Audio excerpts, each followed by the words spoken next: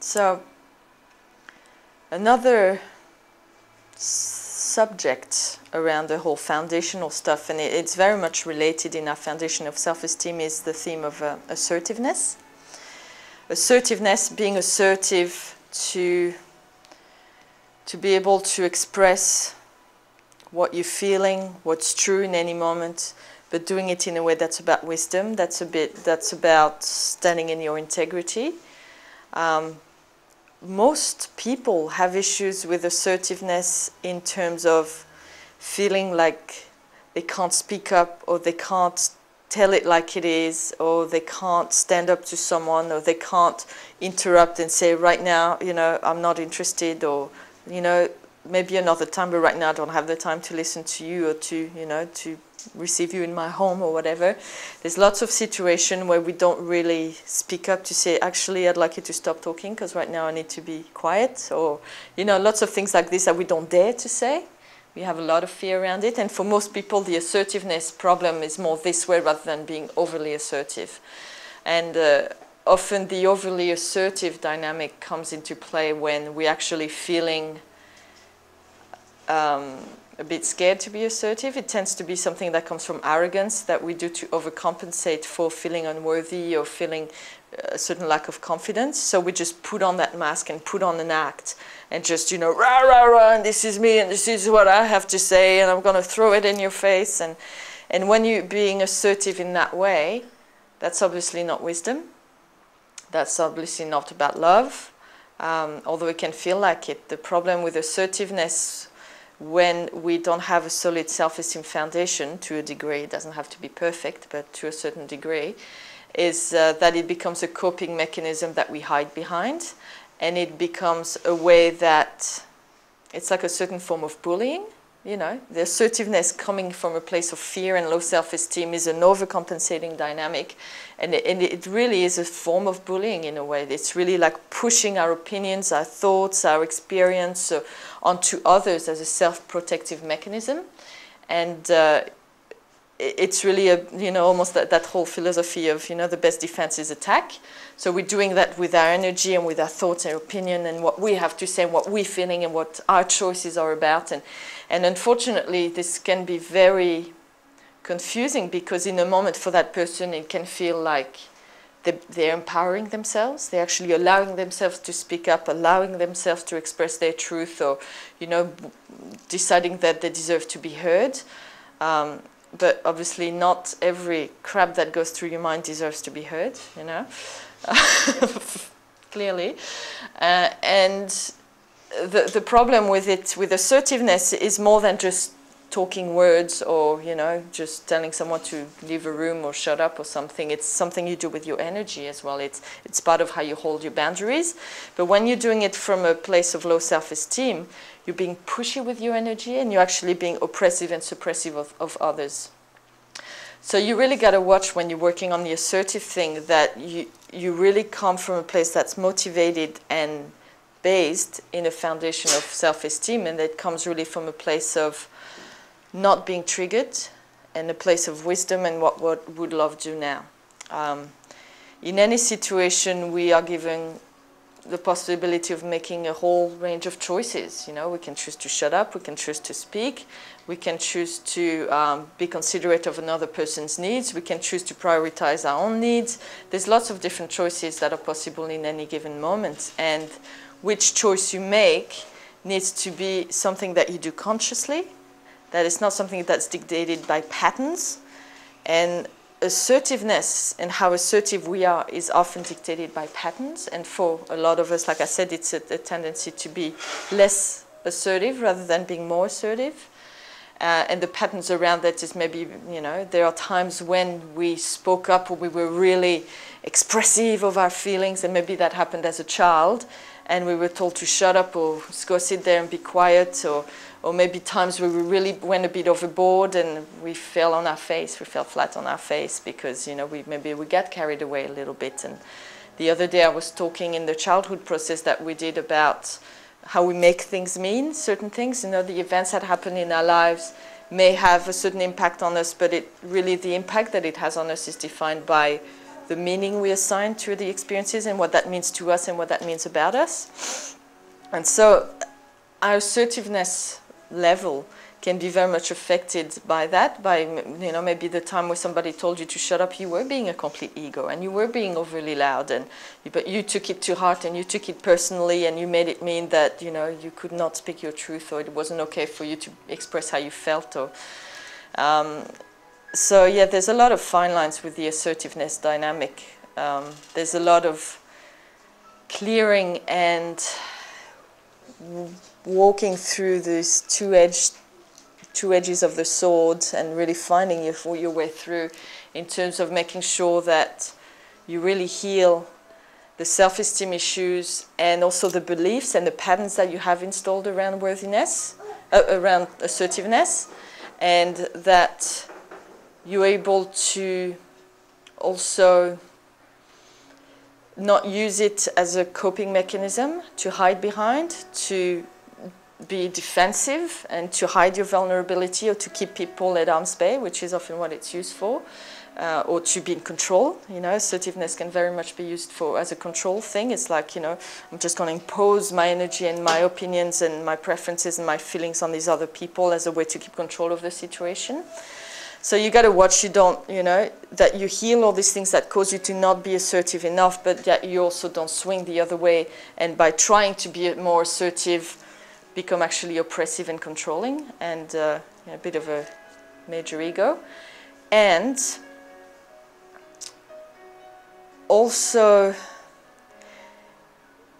some of it is tangled up in that whole dynamic of not caring what other people think, you know, because often we're not assertive enough in a moment because we're too scared that we're going to upset the other person, or, you know, there's going to create more trouble, or, you know, they're not going to talk to us anymore, or we're going to hurt them and they're going to really, you know, take it to heart, or, you know, they're going to think that we are a selfish person, or that we're an asshole, or all these things, and pardon my French.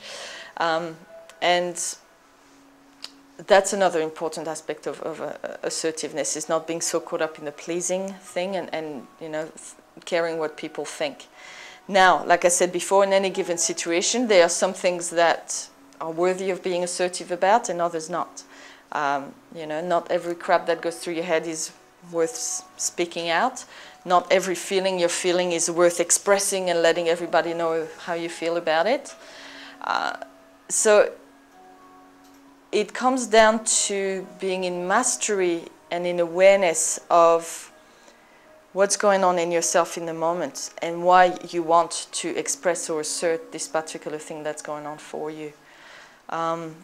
You got to be really clear on whether you're being triggered or not, whether you're being defensive, whether you are trying to push people away, whether you're trying to put on a role or a mask or assert control, all these things that cause you to you know, use assertiveness from a place that's not about self-esteem and wisdom and clarity. And at the same time, you got to really almost like pause for a moment and go, what's the most important thing? What do I value the most here? Sometimes it's like, what's the most sacred in this instance? Because the only way that beautiful sacred things in the world or in our lives don't get destroyed is if we allow ourselves to be assertive in the moments that really matter, to say no to the people or the things that want to trample all over them. You know, and not being assertive enough, unfortunately, causes us to be too passive.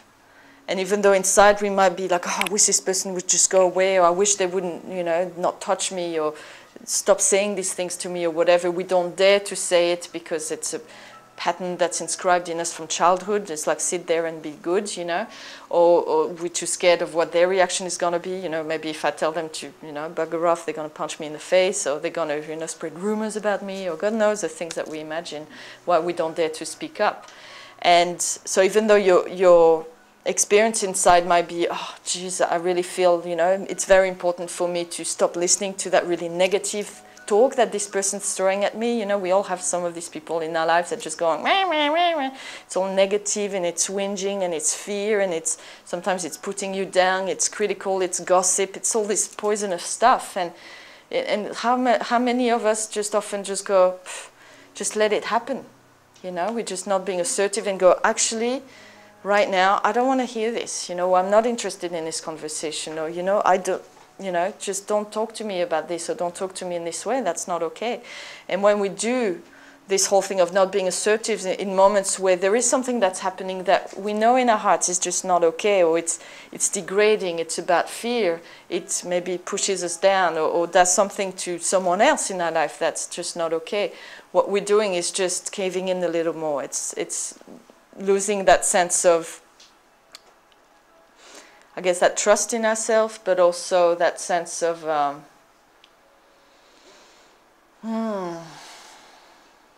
knowing that we're going to be there for us and that we can rely on ourselves. So we're letting ourselves down, and we're betraying ourselves a little bit when we do that. When there's something that is really sacred to us, and I mean to us as spiritual being, I don't mean sacred to the ego, because we have to also be very clear on that. And that's what I was saying before, making sure that when you're being assertive, it doesn't come from a place of ego and fear and defending and all that. So when you're being really assertive from a place of something that matters to your heart, to your soul, to your spirit more than the soul, then, you know, you're letting something that's less than, something that's egoic, something that's fear-based, trample all over that thing that's important, that you value, whether it's the love within you, or it is your self-esteem, or it is, you know, another person that deserves better than be gossiped about all the time in a negative way like this. You know, there's certain things that, in order to remain in your integrity, you have to stand for them. You have to be okay to just go, actually, that's not okay.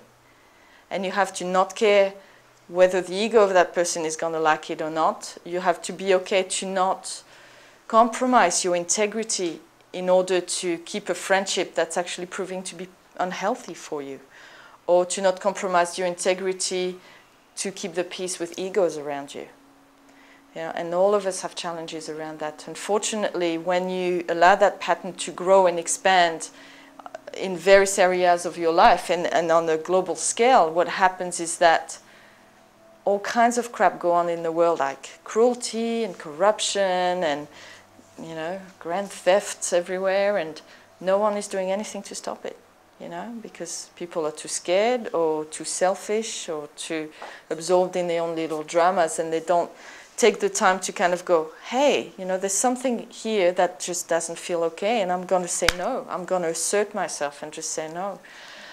So, you know, on the global scale, all these people not being assertive enough from a place of heart, from a place of what really matters, from a place of being in integrity, what happens on a global level is that we have a situation like we have nowadays, where lots of things are happening in the world that are not okay, and there's not that many people that are actually taking the time and energy to stand up to it in some way or another, you know. I'm not saying you have to go off to Brazil to stop the chopping off of the rainforest, you know, but, you know, there's lots of ways that you can stand up to things that are not okay in your life and in your community, whether it's about holding a presence or doing something, or simply just being an example.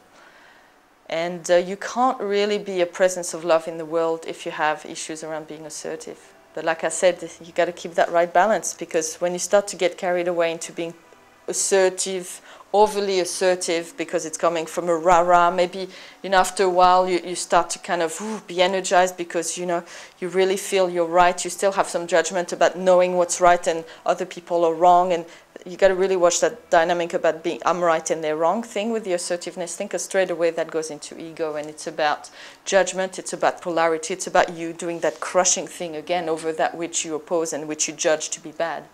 So when you do choose to be assertive, it can't come from a place of judgment. It can't come from a place of I'm right and you're wrong. It's got to come from a place of there are things that I value and that I choose and that I am aligned to and that I stand for. And there are things that you're choosing and you value and that you love and stand for. And that's okay, but this is my space, this is my energy, this is my time. And all of that I value, my space, my energy, and my time I value. And so, you know, not here. You know, you do whatever you want. Doesn't mean that I'm better than you or that I'm right and you're wrong. It means that this is my kingdom, and there's none of this in my kingdom. So it's very much got to do with boundaries. It's not about you trampling over other people's boundaries. It's about you holding your boundary and your space within yourself and within your sphere, about what you stand for, and not let anything pollute that, not let anything destroy that. And I'm sure if we review along our lives, and these days, still currently, there's lots of instances where we didn't speak up, or we didn't stop something, or, you know, we just think, oh, it doesn't matter, we just let it happen. And, you know, either we were damaged as a result, or someone else was damaged, or it just didn't feel very nice. And sometimes we may have got sucked into the reality of another person, or into going along with something that we didn't feel was right, but we just went along because we didn't dare to just say no, or stop, or any of that. So it really needs to be sorted, the assertiveness thing. So probably for tonight, it would be good to do a bit of a review of where you feel you are at in this assertiveness dynamic, and what are the risk factors for you in that. You know, what are the things that are causing you to not be assertive enough?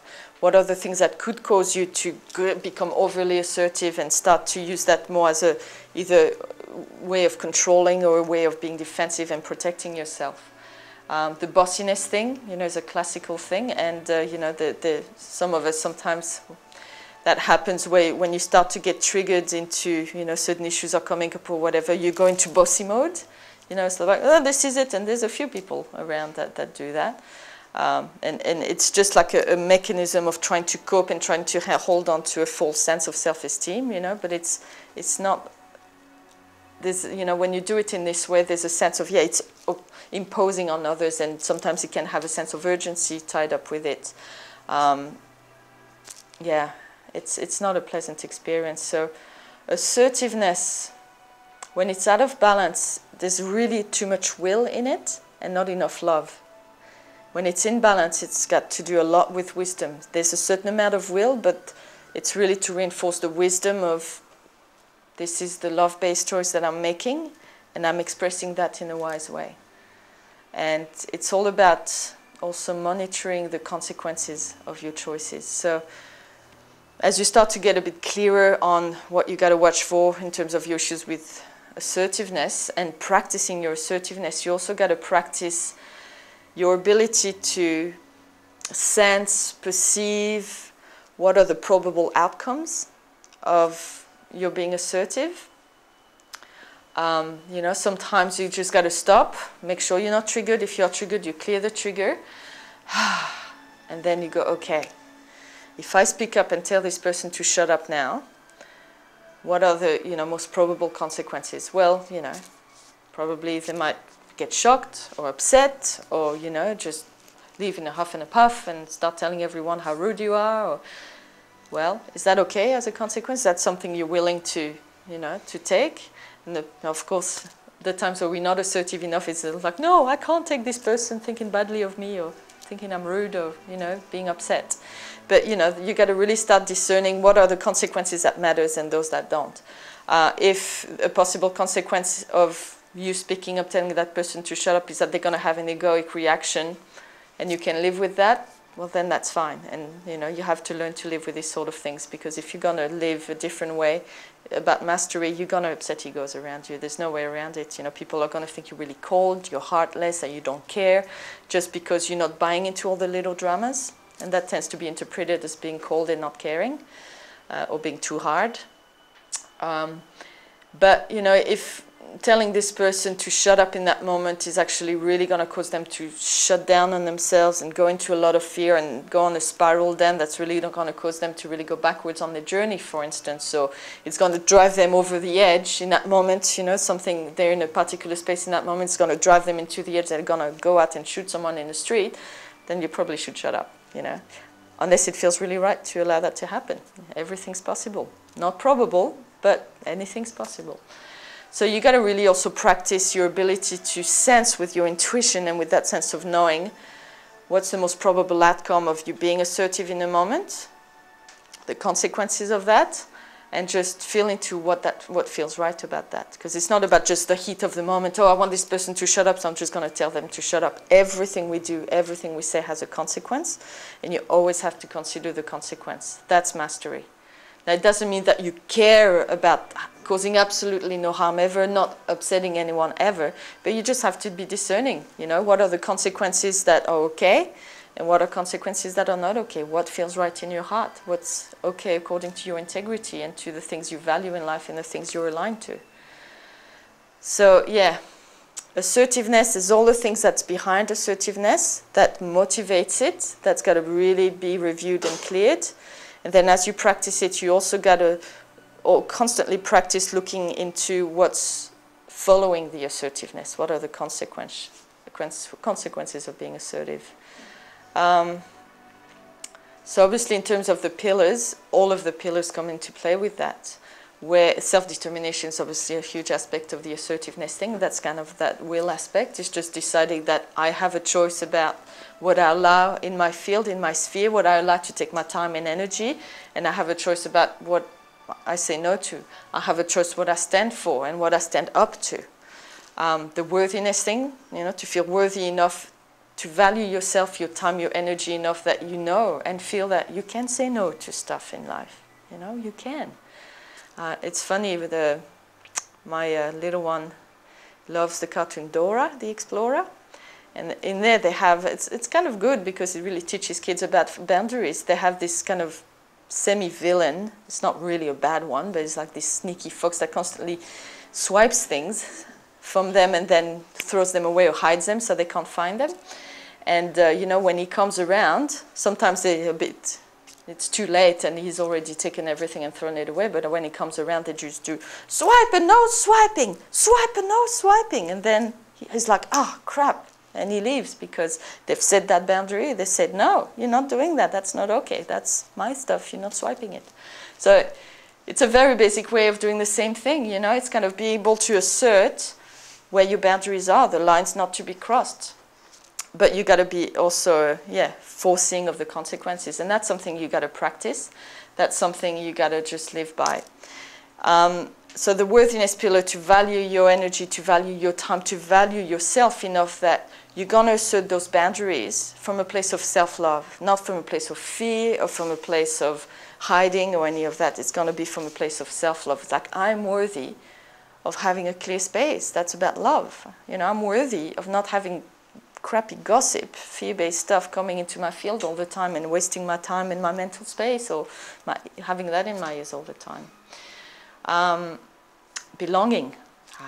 Now that plays into that whole pleasing pattern. If we have a sense of really belonging with ourselves, belonging with the things you value in your life, and this is what's right for me and this is what I feel at home with, and finding that and having that in your life, knowing what you value, knowing what's important to you, knowing what you're aligned to, and finding that sense of connection with yourself and with the things you're aligned to, is going to help you not get so caught up in not wanting to accept the people around you, because then you can experience rejection.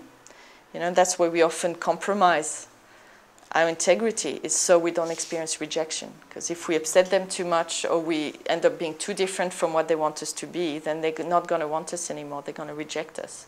So you got to really work on the belonging pillar in terms of, not compromising your integrity and not being under assertive in order to just get that full sense of belonging and not experience hurt and rejection. The uniqueness, it's pretty obvious, this one, how it stands with assertiveness, to be okay to assert the unique knowing and the things that you are and your life and how you choose your life to be and how you choose yourself to be, even if other people don't understand, even if it doesn't fit in with the rest of the people around you. And to be able to assert your uniqueness in the world is so important. I was sharing earlier in the process that I did how each of you has a unique presence, energy, and a unique gift to bring into the world that no one else can bring. You're the only one who has that particular energy, that particular flavor of source in your being. And so, if you don't bring that to the table, then you're depriving the world of that unique gift of your own angle and flavor of source that you need to bring into the mix. And if you're not being assertive, you're keeping that hidden inside. You're not allowing yourself to share that with the world. But once again, what needs to be shared with the world is not your egoic perception or beliefs. What needs to be asserted is that truth of the unique spirit that you are. And what did I do the 4 pillars? Belonging, uniqueness, worthiness, yeah. So there you go.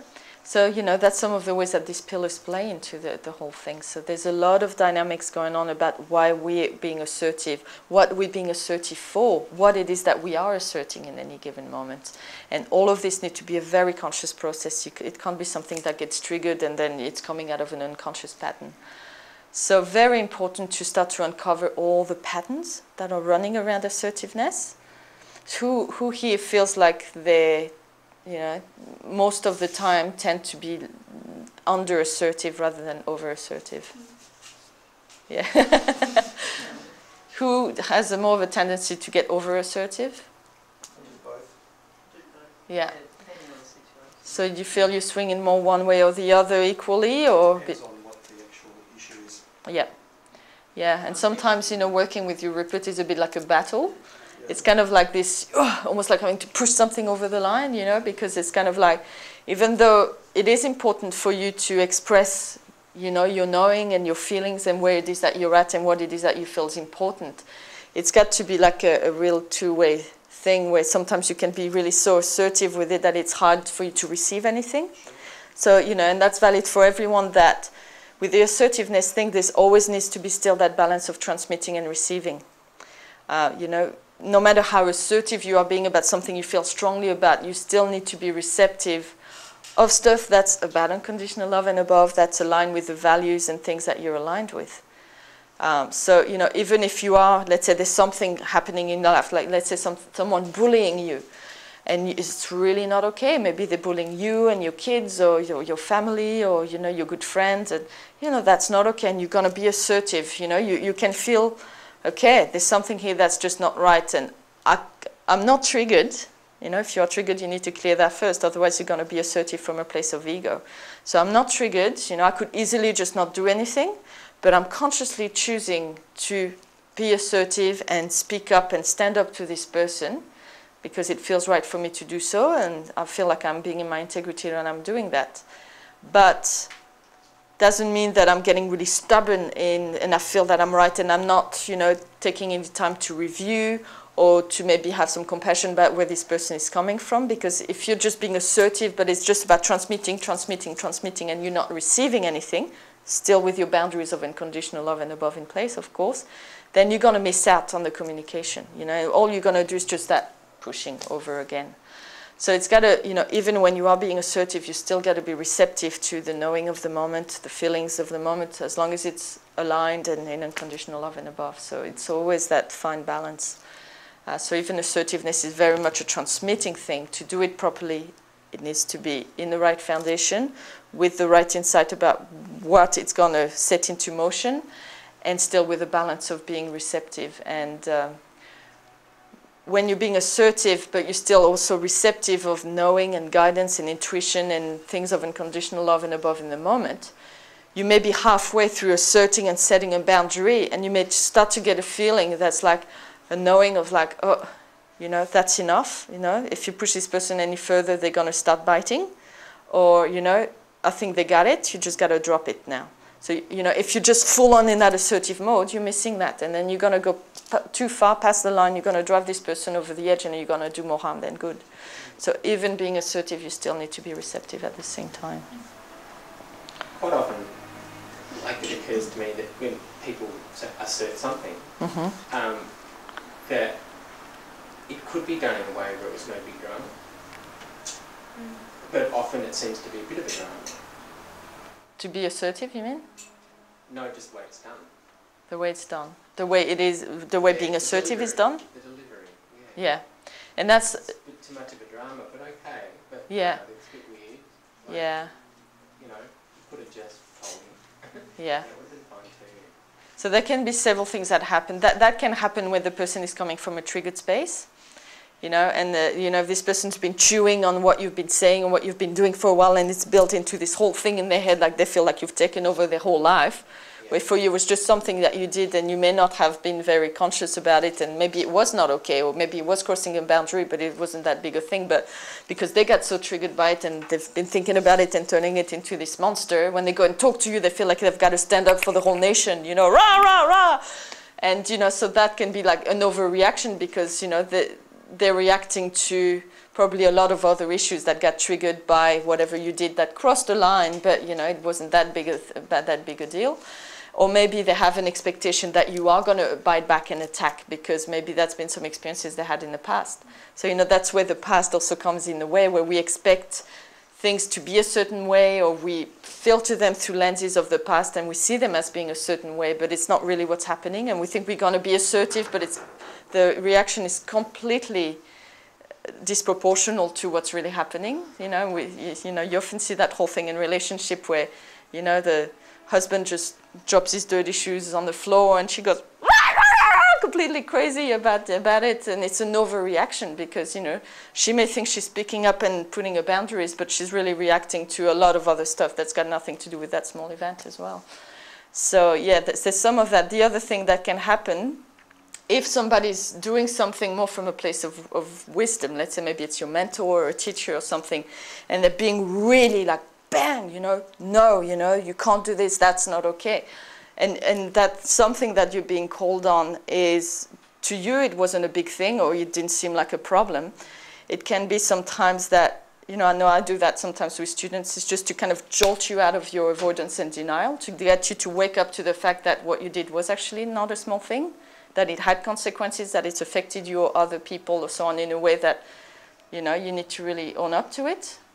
So, that's also a possibility. And I do that sometimes with students when they're really like, it's no big deal and it's all fine. I know I've completely, I've done the last 3 years of my process, but I can't judge and it's all good. So, I have to kind of be like, bang, get your head out of your butt, and that's not okay. Because then it kind of, it can really jolt them into like, oh my God, what the hell have I been doing? It kind of, wakes you out of the stupor. So that's also a possibility in that particular circumstance. And you've got that agreement. Yeah. Responsibility. Yeah, and that's part of the mentoring agreement that we have, yeah. But yeah, so there's lots of little factors coming into play with all that.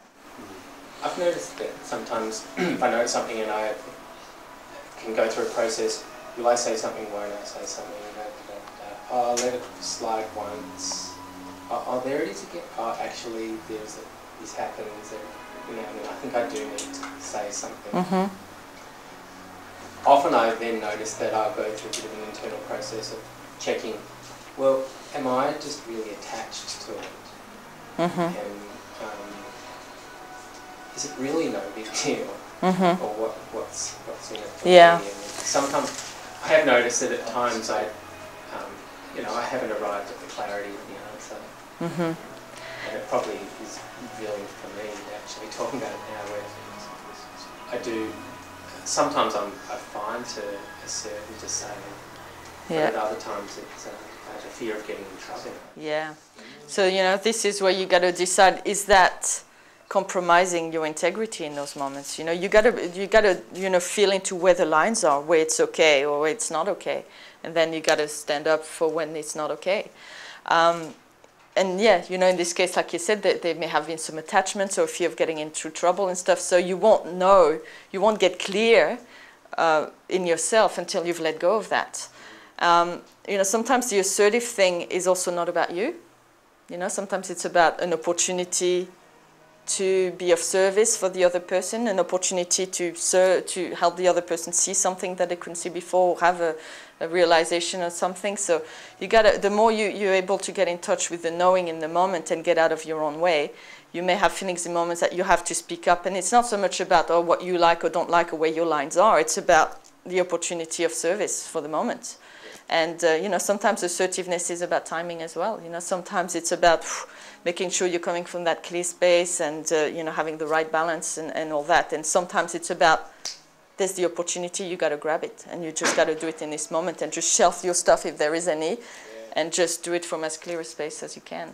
It's inspiring to be aware to get to that clear, because it's, on the other hand, you don't want to just say the truth every time you perceive it. I perceive it. Yeah. Because that may not be, that can be harmful. It's self-righteous, none of my business. Yeah. Why do I feel I need to tell them?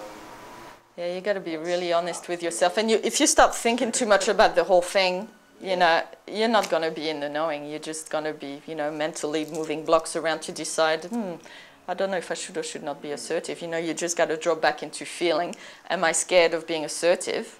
Or then clear the fear, and then feel into, you know, does this feel right, doesn't it feel right? And, you know, you got to really, you know, the more you know yourself, that know thyself, the more you know what you stand for, the more you in touch with that knowing within, the more you're able to be assertive in the right moment, in the right way, because, you know where those lines are without having to think about it. You know, the moment you're trying to think about where the lines are, you're engaging the ego.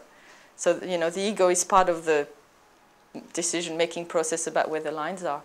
So the lines are, you know, it's not so much like having a box with like where my lines are, and you have all like your files of, you know, this is the line in relationship, this is the line at work, this is, you know, something that you have to know and feel in your being, and it's part of that space that you hold. And, you know, for people who are good at holding certain boundaries and a certain space, and it's not a mental thing, it's like they know who they are, they know what they stand for to some degree, you know, no one's 100% clear or anything like that, but they do tend to hold a space where people feel almost intuitively that, oh, you just don't want even to try to cross that line, because you can feel that person's holding such a space that, you know, if you're not completely clueless, you'll get a sense of what, you know, how far you can go and what's that person's not going to take. So, you know, it's very much about your being and holding that space and being clear within yourself and being connected within yourself. But that's an unfolding process. That's an unfolding process too. I really like how some people use humour, but I don't know if sometimes that might be a mask and they're really too afraid underneath and they're good at using. But I just think it can sometimes be a really skillful way that doesn't ruffle any feathers. And it can be. And this is where the archetype of the fool can be very handy, where it's like, oh, if I really come rah, rah, rah, and assert in those moments in this way, it's not going to go, it's going to create more disharmony than anything else in the long term, you know, that forcing of consequences. So, you know, maybe if I do it in this way, or and maybe with a bit of humor and I kind of backdoor them, or a bit of charm, then the consequences, you know, are going to be better. It's going to be bring more harmony in the end. And it's all, you know, that's what you want. It's for the harmony of all concerned. Maybe not in the short term, but certainly in the long term.